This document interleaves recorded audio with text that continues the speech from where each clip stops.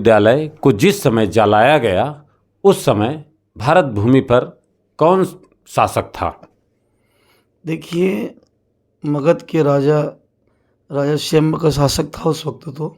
लेकिन हमारे देश में बाइबल और कुरान जैसे ग्रंथ आ चुके थे, रामायण भागवत जैसे ग्रंथ हमारे पहले से ही थे, शिव महापुराण जैसे ग्रंथ हमारे पहले से ही थे। लेकिन जैसे जैसे सारे ग्रंथ धीरे धीरे आने लगे और उनसे हमारे देश के लोगों के जो ब्रेन वॉश हुआ, आपस में ही भाई भाई लड़ने लगे जैसे माहौल बने, तो ये नालंदा विश्वविद्यालय पे सबकी निगाह गई और उसको षड्यंत्र के माध्यम से जला दिया गया था। क्या यह जितने भी आपने जैसे बाइबल्स हो गए, वेद पुराण, क्या मतलब वहीं पर सारे रखे गए थे क्या? नहीं, नालंदा विश्वविद्यालय में तो वैदिक सनातन धर्म के जो इतिहास माने गए, जो कि जैसे कि आज हम जिस प्रकार से विद्यालय में जो सब्जेक्ट पढ़ते हैं, ऐसे ही उस वक्त के गुरुकुल के सब्जेक्ट हुआ करते थे, जिनका हम एक तरह से बोला जाता तो एक लाइब्रेरी की तरह ही वो यूज़ किया जाता था नालंदा विश्वविद्यालय को। तो उसमें सारे इतिहास मौजूद हुआ करते थे और सब वहाँ से ही अध्ययन करके ही देश दुनिया में जाते थे। तो ये बाइबल जैसे कुरान है, ये वहाँ उस वक्त मौजूद नहीं थे। ये बाइबल इज़राइल में महर्षि ईसा मसीह के माध्यम से वहाँ पर सुनाई जा रही थी। और ईसा मसीह मिस क्रिश्चियन जी क्रिश्चियन के माध्यम से बाइबल तैयार हुई और ये भारत भूमि पर आकर के और ये राज कर रही थी उस समय। जी देखो, क्या है कि उस वक्त तो बाइबल, कुरान और हमारे वैदिक सनातन धर्म ये सब एक जैसे मामले थे। लेकिन जैसे ही सनातन धर्म के जो गुरुकुल हुआ करते थे, उन गुरुकुलों को नष्ट करने का ये षड्यंत्र था, क्योंकि गुरुकुल को समाप्त करेंगे तभी तो भारत विश्व गुरु की उपाधि से समाप्त होगा, सोने की चिड़िया से समाप्त होगा। तो ये षड्यंत्र का ही खेल था उस वक्त का। उस वक्त हमारे देश के लोग इस चीज़ को समझ नहीं पाए और अराजकता जो फैलाने वाले लोग हैं, उनके षड्यंत्र में आकर के इस तरह की हरकतें की और उनको वो लोगों के साथ मिल करके नालंदा विश्वविद्यालय को जलवा दिया। ओके महाराज जी, देखिए हम डिबेट नहीं कर रहे हैं, आप हमारे एक गुरु हैं और मैं एक शिष्य के रूप में आपसे बस ज्ञान प्राप्त कर रहा हूँ।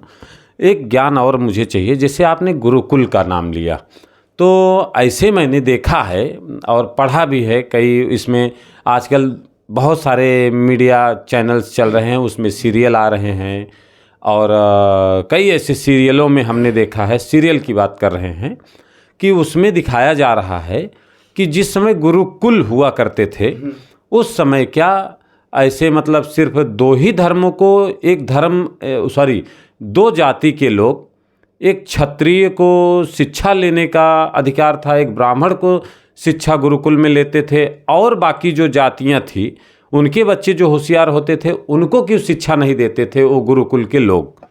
नहीं, ऐसा नहीं है। ये तो अभी के जो कागज़ 800 साल बाद आया हमारे देश में, इन कागज़ के पन्नों पर जिस प्रकार से ये लिखा गया कि क्षत्रिय को शिक्षा दी जाती है, ब्राह्मण को शिक्षा दी जाती है, शूद्र को शिक्षा दी जाती है, ये तो हमारे धर्म को छोटा करने के लिए बनाया। लेकिन उस वक्त कोई क्षत्रिय नहीं, कोई वैश्य नहीं, कोई शूद्र नहीं था, वो सब सनातनी लोग थे, सब एक समान लोग रहते थे। इसका जीता जागता एग्जाम्पल आज भी हमें नेपाल में देखने को मिलता है, क्योंकि नेपाल भारत का एक ऐसा पुराना राज्य रहा है जो आज भी सनातन धर्म की सबसे बड़ी पहचान वहाँ मिलती है, क्योंकि वहाँ जातिवाद, धर्मवाद की कोई ऐसी वैल्यू नहीं है। और आज भी वो पुराने राजा विक्रमादित्य के ही नाम से नेपाल का कहीं ना कहीं संविधान, क्योंकि आज नेपाल में आज हम लोग ये जनवरी फरवरी जैसा त्यौहार के मतलब कैलेंडर में देखते हैं, वहाँ आज भी तिथि विधि के ही विषय में जाना जाता है।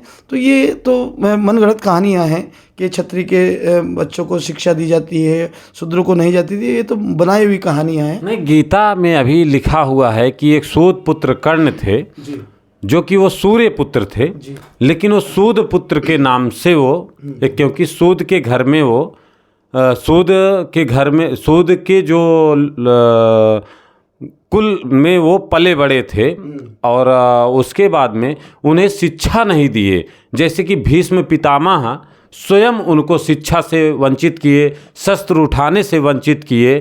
तो ऐसे मतलब सूद पुत्र को न शिक्षा न शस्त्र नहीं, ये जो आप कह रहे हैं ये तो क्या है, हम तो इन चीज़ों पे विश्वास कम करते हैं। क्यों? क्योंकि एकलव्य की बात आ रही है कि एकलव्य और गुरु द्रोणाचार्य, क्योंकि इनके कर्ण के गुरु भी और इनके सबके गुरु थे गुरु द्रोणाचार्य। तो उस वक्त भी एकलव्य था, और एकलव्य का हम दृष्टांत सुनते हैं तो कहते हैं कि ये एकलव्य का अंगूठा मांगा गया कि अर्जुन के बराबरी वो ना करें, ऐसे कर्ण के बारे में बताया जाता है। लेकिन कहीं ना कहीं उस वक्त के अराजकता की जो भावना थी उस हिसाब से एकलव्य ने कहीं ना कहीं एक कुत्ते के जबड़े में जिस प्रकार से हजारों बाण मार दिए थे, तो द्रोणाचार्य ने देखा कि अब ये एक छोटी सी उम्र में इस प्रकार का हरकत कराए तो बड़ा हो जाएगा, तो ये कहीं ना कहीं बड़ी हरकतें करेगा, इसलिए वो एकलव्य का अंगूठा मांगा। आज वो एकलव्य कोई शूद्र नहीं थे और कर्ण भी कोई शूद्र नहीं थे, लेकिन ये तो बनाई हुई कहानियाँ हैं, उनको नाम से लिख दिया है। लेकिन जहाँ तक मेरी दृष्टि में है, मैं इन चीज़ों को स्वीकार नहीं करता। और जैसे कि अभी आप स्वीकार नहीं कर रहे हैं, आप एक विश्वकर्मा वंशी आते हैं, क्योंकि 80% लोग विश्वकर्मा अपने आप को शूद्र कैटेगरी में समझते हैं। और उसके बाद में एक चीज़ और, मैं आज जैसे जिस माहौल चल रहा है उत्तर प्रदेश में, उत्तर प्रदेश नहीं पूरे भारत की बात मैं करूँगा, क्योंकि सनातन धर्म और रामायण ये सब चीज़ें जो दर्शा रही हैं उस ग्रंथों के हिसाब से ही चलते हुए मुझे नज़र आ रही हैं। क्योंकि देखिए, अभी जहाँ पर राम सेतु बना है, सर्वप्रथम मैं स्वयं जाके आया हूँ राम सेतु। सर्वप्रथम मर्यादा पुरुषोत्तम श्री रामचंद्र जी स्वयं भगवान विश्वकर्मा को आवाहन करते हैं, पूजते हैं, उसके बाद उनका मंदिर बनाते हैं, उसके बाद में फिर वो जा कर के लंका से माता सीता को लाते हैं। उसके बाद में आज उसी आधार पे यहाँ की राजनीति भी चल रही है, यहाँ के नेता लोग भी चल रहे हैं, उन्हीं की ज़ुबानी बोल भी रहे हैं। उसके बाद क्या कारण रहा कि अयोध्या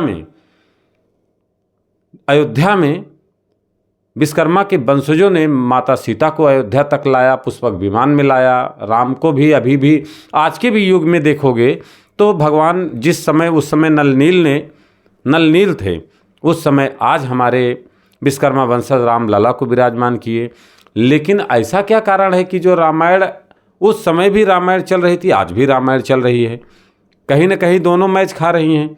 तो क्या कारण रहा कि सर्वप्रथम अयोध्या में भगवान विश्वकर्मा का मंदिर स्थापना करने के बाद में रामलला आने चाहिए थे? नहीं, देखिए, ये तो अभी जैसे कि 1515 में स्वामी तुलसीदास जी रामचरितमानस लिखा है और हनुमान जी की कृपा से लिखा है, तो मैं रामचरितमानस पर किसी प्रकार की कोई टिप्पणी नहीं कर सकता। दूसरी बात कि रामचरितमानस 100% सत्य लिखी हुई है, मैंने इसका आभास भी किया है, क्योंकि तुलसीदास जी ने जिस प्रकार से हनुमान जी की कृपा से राम जी का वर्णन किया है, अनुभव से किया, क्योंकि तुलसीदास जी कवि थे और कवि की कल्पना से जिस प्रकार से लिखा गया वो 100% आज भी हमें मिलता है। रहा सवाल विश्वकर्मा का, तो विश्वकर्मा समाज तो इस देश में अनादिकाल से निर्माण कार्य में लगा हुआ है। अब सवाल इस बात का है कि नालंदा विश्वविद्यालय जलाने के बाद में विश्वकर्मा समाज निहत्था हो गया, क्योंकि उसके सारे जो इतिहास थे वो जल चुके हैं, क्योंकि सारे नालंदा विश्वविद्यालय में जो ग्रंथ रखे हुए थे वो विश्वकर्मा वंशज गुरुकुलों ने ही तो बनाए थे। राजा विक्रमादित्य ने उस वक्त विश्व गुरु जो भारत बना था, तो ये विश्वकर्मा वंशज ही तो उस वक्त के गुरुकुल को चलाने वाले लोग थे। तो इनके साथ तो षड्यंत्र हुआ। तो आज जो अयोध्या में भगवान राम को बिठाने से पहले सर्व समाज का आज इतिहास मिल रहा है, आपके ही समाज का इतिहास कैसे गायब हो गया? नहीं, ये विश्वकर्मा समाज तो बहुत पुराना समाज है, क्योंकि सनातन धर्म की स्थापना करने वाला ही विश्वकर्मा समाज है। अगर हम विश्वकर्मा समाज के ग्रंथों को समझेंगे बारीकी से तो ये इसका प्रमाण आपको मिलेगा। परंतु आज वर्तमान में विश्वकर्मा समाज इसलिए पिछड़ा रहा है कि विश्वकर्मा समाज के इतिहास तो कोई ने लिखे नहीं हैं, और जो लिखे थे वो नालंदा विश्वविद्यालय में जल गए हैं। तो आज विश्वकर्मा समाज को कहीं ना कहीं कोई सहारा नहीं है इतिहासों का, और जो इतिहास सुन रहे हैं, हम पढ़ रहे हैं, ये सब 1500, 1600, 1400, 1300 इन सदियों में लिखे गए हैं। इसके पहले तो कोई कागज हिंदुस्तान में था नहीं, तो सब अपने अपने हिसाब से अपने अपने ग्रंथों को लिख लिया और अपने अपने नाम पे चला रहे हैं। क्या यह लोग नहीं जान रहे हैं, जो लोग आज बड़े बड़े मठ और मंदिरों के लिए बजट पास कर रहे हैं, बड़े बड़े मठ और मंदिरों का बजट पास कर रहे हैं, जी। इन लोगों को क्या ये मालूम नहीं है रामायण में क्या दर्शाया गया है, कैसे राम सेतु बनाया गया है, वो कैसे सर्वप्रथम राम ने भगवान विश्वकर्मा का आवाहन किया। ये सब क्या ये लोग जो अभी आज के राजनेता हैं, क्या इतना इनको ज्ञान नहीं है कि सर्वप्रथम जो बना रहा है पहले वह पूज्यमान है, पहले वह जब तक नहीं आएगा तब तक कैसे रामलला विराजमान होंगे, और कितना दिन यह मठ और कितना दिन यह मंदिर चलेगा, क्योंकि जो बनाने वाला ही दुखी रहेगा तो बना करके कैसे चलेगा। देखिए, इसके लिए तो हमारे जो इतिहास हमारे विद्यालय में हमारे टीचर लोग बच्चों को जो पढ़ाते हैं उस हिसाब से इनको जानना चाहिए, लेकिन विद्यालय में ही ये इतिहास नहीं है, भगवान के इतिहास नहीं पढ़ाए जाते हैं। हमारे देश के संविधान में ही हिंदुस्तान में संविधान में स्पष्ट कर दिया है कि भारत निरपेक्ष देश है, धर्मनिरपेक्ष देश बना दिया है। तो आज जितने भी जो राजनीति कर रहे हैं इन लोगों को धर्म का अनुभव नहीं है, इनको जिसने जो सुना दिया वो मान लिया, उसी को ये चल रहे हैं। बाकी अगर वास्तविकता देखे जाए तो इनको स्टेप बाय स्टेप अगर समझाया जाए तो ये कुछ लोग ऐसे हैं जो धर्म की परिभाषा को जानते हैं, संस्कार के माध्यम से वो समझते हैं। तो वो लोग जरूर जानते हैं कि भाई हमारा धर्म क्या है, हमारा कर्म क्या है, राजनीतिक एक अलग प्लेटफॉर्म है। तो ये सारी चीज़ें तो अध्ययन के ऊपर ही डिपेंड करता है, जिसने जैसा अध्ययन किया है वैसा वो अनुभव से देश को चला रहा है। और एक चीज़ और लास्ट सवाल है अपना, क्योंकि बच्चे थोड़ा बाहर परेशान हैं और उसके बाद में हम लोग बात कर रहे हैं। एक अपने यहाँ ताजमहल है जी। ताजमहल के ऊपर थोड़ा सा हम चर्चा करेंगे, क्योंकि एक विश्वकर्मा वहाँ भी है।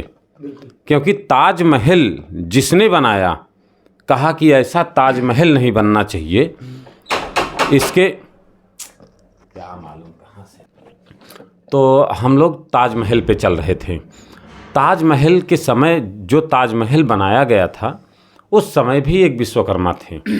जब ताजमहल बनाया गया तो ताजमहल को बनाने के बाद में वहाँ का राजा बोला कि ऐसा ताजमहल पूरी दुनिया में दूसरी ना बने, इसके लिए इसको समाप्त कर दिया जाए, इसका गर्दन उड़ा दिया जाए या इसको जिंदा जला दिया जाए। तो उस समय की सिचुएशन क्या थी, जरा उसके बारे में आप जानकारी दें। देखिए, ये ताजमहल जो है ये ताजमहल नहीं था, ये भगवान शिव का मंदिर था। लेकिन इसको नए तरीके से बनवाने के लिए हमारे विश्वकर्मा परिवार के हजारों लोग लगे हुए थे। और जब इनको सुंदर सुंदर ये पत्थर वगैरह ये बाद में चले, पहले बड़ी बड़ी इमारतें चलती थी। तो ये जब इतना सुंदर लगने लगा तो राजा का जो कहना था, एक का गर्दन नहीं काटी गई है, वहाँ 2000 विश्वकर्मा वंशज के जो लोग थे जिन्होंने इस ताजमहल को सुंदर सजाने का प्रयास किया था, उन 2000 परिवार के लोगों के हाथ काट दिए गए थे। काटने का रीज़न ये था कि कहीं दूसरा ऐसा ताजमहल कोई नहीं बना सकता है। जितने भी हमारे ये विश्वकर्मा वंशज के लोग हैं इनके हाथ काट दिए जाए ताकि ये हमारे नाम से प्रसिद्ध बना रहे।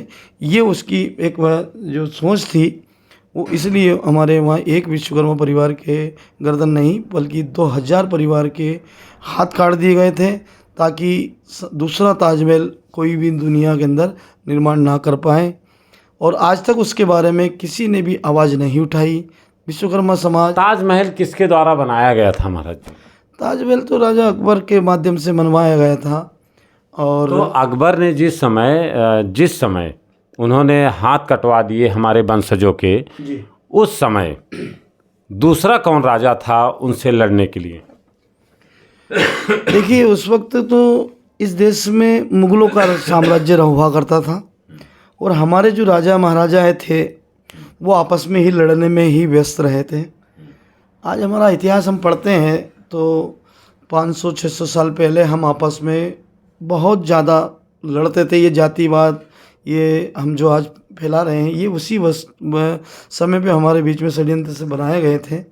तो इस आपसी लड़ाई के चक्कर में मुगल यहाँ राज करते रहे, हमारे लोगों को कमज़ोर करके और उस पर राज करते रहे। क्योंकि मैं यह इसलिए पूछ रहा हूँ कि मैंने जो इतिहास पढ़ा है, मैं शायद कक्षा 5 में या 4 में था, तो उस समय वहाँ पर ये दर्शाया गया था कि जिस समय ताजमहल बन रहा था उस समय विश्वकर्मा समाज के लोगों के हाथ काट दिए गए कि दूसरा ताजमहल न बने, तो वहाँ के कुछ लोग नाराज़ होकर के जंगलों में रहने चले गए। उसके बाद में फिर राणा प्रताप उस समय लोहा ले रहे थे, और राणा प्रताप जिस समय वो पूरी तरीके से हार चुके थे, उस समय उनके लिए जंगलों में रह रह करके ये लोग बदला लेने के लिए तलवार बनाए। ऐसा बहुत सारे लोग बताते थे कि उस ताजमहल बनाते समय उनके जो हाथ काटे गए थे तो उनको भगाने के लिए तलवार बनाए थे। ऐसा क्या? नहीं, बिल्कुल आपने जो पढ़ा वो सत्य है, क्योंकि देखो क्या है, सब राजाएं देश के लिए नहीं लड़ते। कुछ ऐसे राजा जैसे महाराणा प्रताप है, तो महाराणा प्रताप